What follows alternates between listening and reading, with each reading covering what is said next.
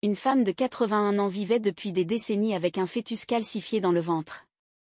Une Brésilienne a été confrontée à un problème de santé extrêmement rare.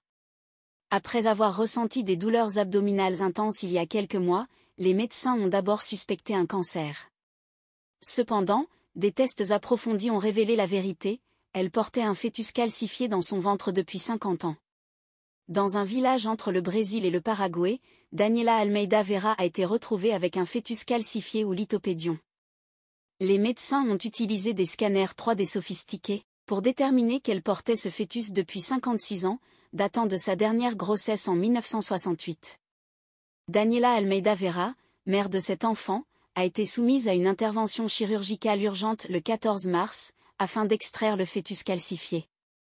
Tragiquement, elle n'a pas survécu à cette procédure rare, et est décédée le jour suivant en unité de soins intensifs. À la demande de la famille, le lithopédion a été envoyé à un laboratoire pour être analysé. Elle était âgée et nous sommes des autochtones. Elle n'aimait pas aller chez le médecin, et elle avait peur du matériel utilisé pour effectuer les tests, a déclaré sa fille. Elle ne voulait pas aller chez le médecin parce qu'elle craignait d'avoir une tumeur, s'est rappelé l'un de ses fils. Elle prenait simplement des médicaments pour que la douleur disparaisse.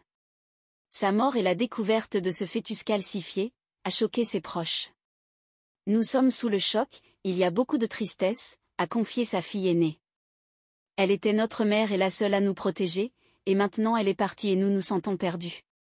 En 2022, une Congolaise résidant aux États-Unis est décédée des suites de la malnutrition causée par un lithopédion qu'elle portait depuis 9 ans.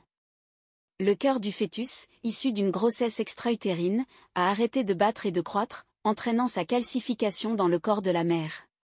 Cette forme rarissime de grossesse extra-utérine survient lorsque l'œuf migrant dans l'abdomen ne parvient pas à se développer normalement dans l'utérus et reste dans la cavité abdominale.